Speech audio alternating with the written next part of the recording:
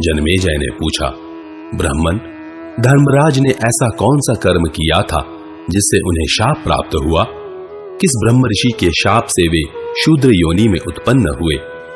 वैशंपायन जी ने कहा, राजन, पूर्व काल में मांडव्य नाम से विख्यात एक ब्राह्मण थे जो धैर्यवान, सब धर्मों के ज्ञाता, सत्यनिष्ठ एवं तपस्वी थे। वे अपने आश्रम के द्वार पर एक वृक्ष के नीचे दोनों बाहें ऊपर को उठाए हुए मौन व्रत धारण करके खड़े रहकर बड़ी भारी तपस्या करते थे। मांडव्य जी बहुत बड़े योगी थे। उस कठोर तपस्या में लगे हुए महर्षि के बहुत दिन व्यतीत हो गए। एक दिन उनके आश्रम पर चोरी का माल लिए हुए बहुत से लुटेरे आए। जन्मेजय, उन चोरों का बहुत से सैनिक पीछा कर रहे थे। कुरुश्रेष्ठ, वे दस्यु वह चोरी का माल महर्षि के आश्रम में रखकर भय के मारे प्रजा रक्षक सेना के आने के पहले वहीं कहीं छिप गए। उनके छिप जाने पर रक्षकों की सेना शीघ्रता पूर्वक वहां आ पहुंची। राजन, चोरों का पीछा करने वाले लोगों ने इस प्रकार तपस्या में लगे हुए उन महर्षि को जब वहां देखा तो पूछा कि द्विजश्रेष्ठ, बताइए, चोर किस रास्ते से भागे हैं जिससे वही मार्ग पकड़कर हम तीव्र गति से उनका पीछा करें? राजन, उन रक्षकों के इस प्रकार पूछने पर तपस्या के धनी उन महर्षि ने भला बुरा कुछ भी नहीं कहा। तब उन राजपुरुषों ने उस आश्रम में ही चोरों को खोजना आरंभ किया और वहीं छिपे हुए चोरों तथा चोरी के माल को भी देख लिया। फिर तो रक्षकों को मुनि के प्रति मन में संदेह उत्पन्न हो गया और वे उन्हें बांधकर राजा के पास ले गए। वहां पहुंचकर उन्होंने राजा से सब बातें बताईं और उन चोरों को भी राजा के हवाले कर दिया। राजा ने उन चोरों के साथ महर्षि को भी प्राणदंड की आज्ञा दे दी। रक्षकों ने उन महातपस्वी मुनि को नहीं पहचाना और उन्हें शूली पर चढ़ा दिया। इस प्रकार वे रक्षक मांडव्य मुनि को शूली पर चढ़ाकर वह सारा धन साथ ले राजा के पास लौट गए। धर्मात्मा ब्रह्म ऋषि मांडव्य दीर्घ काल तक उस शूल के अग्रभाग पर बैठे रहे। वहां भोजन न मिलने पर भी उनकी मृत्यु नहीं हुई। वे प्राण धारण किए रहे और स्मरण मात्र करके ऋषियों को अपने पास बुलाने लगे। शूली की नोक पर तपस्या करने वाले उन महात्मा से प्रभावित होकर सभी तपस्वी मुनियों को बड़ा संताप हुआ। वे रात में पक्षियों का रूप धारण करके वहां उड़ते हुए आए और अपनी शक्ति के अनुसार स्वरूप को प्रकाशित करते हुए उन विप्रवर मांडव्य मुनि से पूछने लगे, ब्राह्मण, हम सुनना चाहते हैं कि आपने कौन सा पाप किया है जिससे यहां शूल पर बैठने का यह महान कष्ट आपको प्राप्त हुआ है? तब उन मुनि श्रेष्ठ ने उन तपस्वी मुनियों से कहा, मैं किस पर दोष लगाऊं? दूसरे किसी ने मेरा अपराध नहीं किया है। महाराज, रक्षकों ने बहुत दिनों तक उन्हें शूल पर बैठे देख राजा के पास जा वह सब समाचार ज्यों का त्यों निवेदन किया।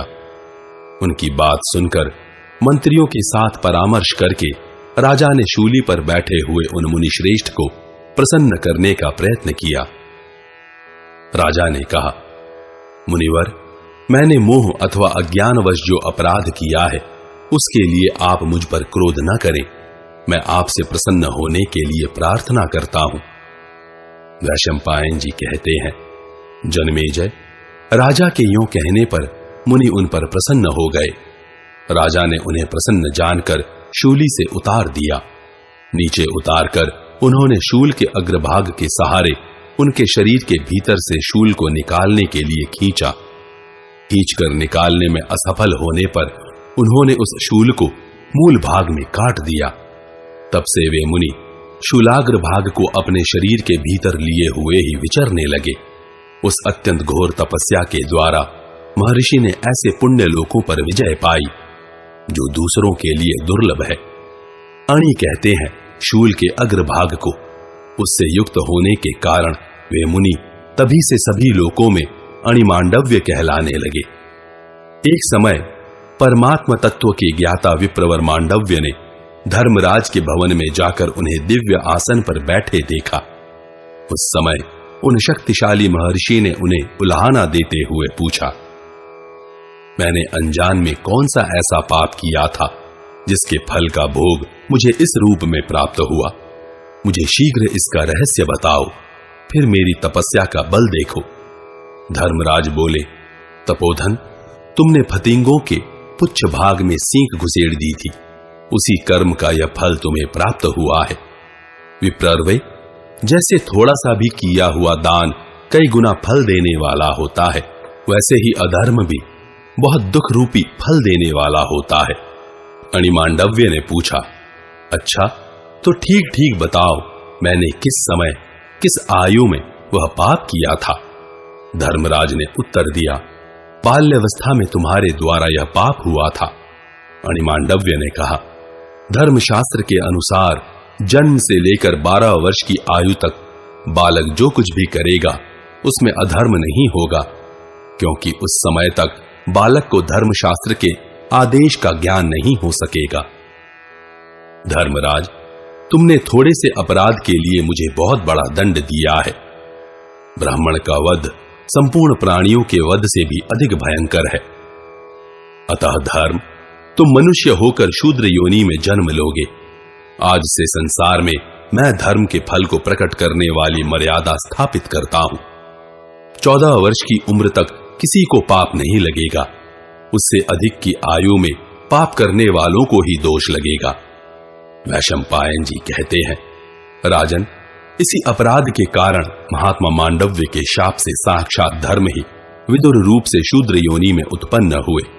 वे धर्मशास्त्र एवं अर्थशास्त्र के पंडित, लोभ और क्रोध से रहित, दीर्घदर्शी, शांतिपरायण तथा कौरवों के हित में तत्पर रहने वाले थे।